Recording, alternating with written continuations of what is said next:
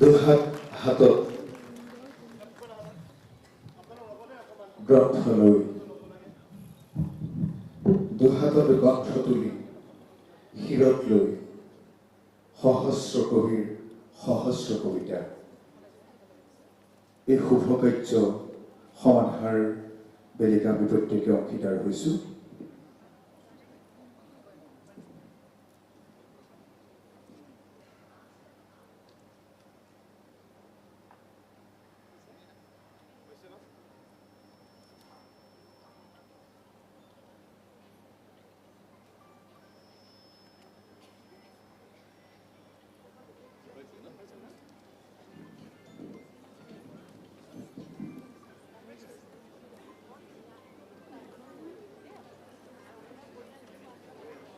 গ্ৰন্থখনি শিৰত তুলি লৈ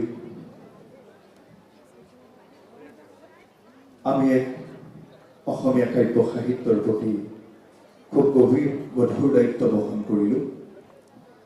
আচলতে প্ৰত্যেকে হাতত লৈ কিছু গধুৰ অনুভৱ কৰিছোঁ এইবাবেই যে অসমীয়া জাতীয় জীৱনলৈ আজি কাব্য সাহিত্যৰ মাজেৰে সংস্কাৰধানী ফাউণ্ডেশ্যনে দিয়া এক গধুৰ দায়িত্ব আমি সমাধা কৰিছোঁ।